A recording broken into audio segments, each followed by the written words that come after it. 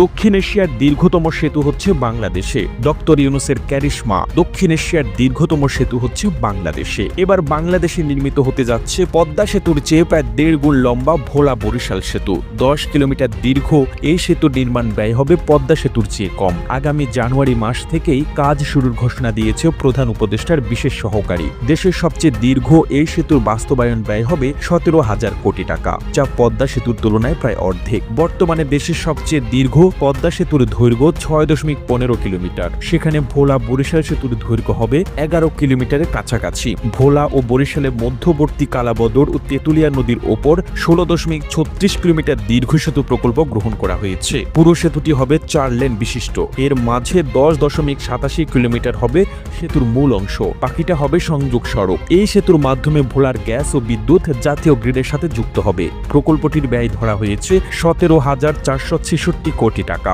এর আগে গত 10 বছর ধরেই এই সেতু নির্মাণের কথা হচ্ছিল। জানা যায় আগামী বছরের জানুয়ারি মাসেই ভোলা বরিশাল সেতুর নির্মাণ কাজ শুরু হবে। পুরো প্রকল্প বাস্তবায়নের মেয়াদ ধরা হয়েছে 2033 সাল পর্যন্ত।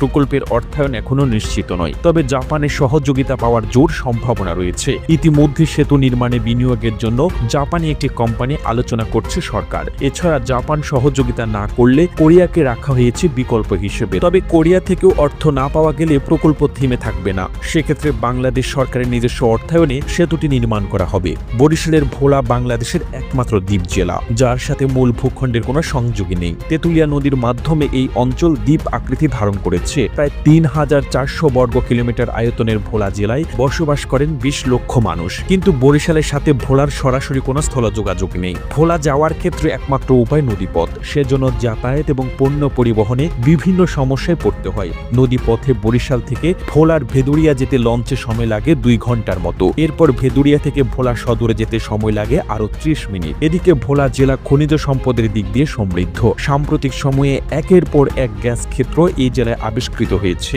রয়েছে বিদ্যুৎ কেন্দ্র, কিন্তু যোগাযোগ ব্যবস্থার অভাবে ভোলা থেকে গ্যাস এবং বিদ্যুৎ মূল ভূখণ্ডে নেওয়া কঠিন। বর্তমানে অন্তর্বর্তী সরকারের সময় সেতুটি বাস্তবায়নের উদ্যোগ নেওয়া হয়েছে। এর আগে ভোলা সফরে গিয়েছিলেন সরকারের উপদেষ্টা ফৌজুল কবির খান। তিনিও দ্রুত সেতু নির্মাণের আশ্বাস দিয়েছিলেন, তবে তখনও নির্দিষ্ট সময় জানানো হয়নি। এবার আন্দোলনের মুখে নির্দিষ্ট সময়সীমা ঘোষণা করা হয়েছে। বাংলাদেশের 64 জেলার মধ্যে ভোলা খুবই ব্যতিক্রম। বঙ্গোপসাগর আর মেঘনা নদীর কূল ঘেঁষে অবস্থিত মনোরম এই জেলা, যার সাথে দেশের বাকি অংশে সরাসরি সড়ক যোগাযোগ নেই। বঙ্গোপসাগর আর মেঘনা নদীর কূল ঘেঁষা এই জেলা ইলিশের জন্য বিখ্যাত। দেশের সিংহভাগ ইলিশ সরবরাহ করা হয় এই অঞ্চল থেকে। বর্তমানে ভোলা থেকে প্রতি বছর আহরিত হয় 1.5 থেকে 2 লক্ষ মেট্রিক টন ইলিশ মাছ, যা পুরো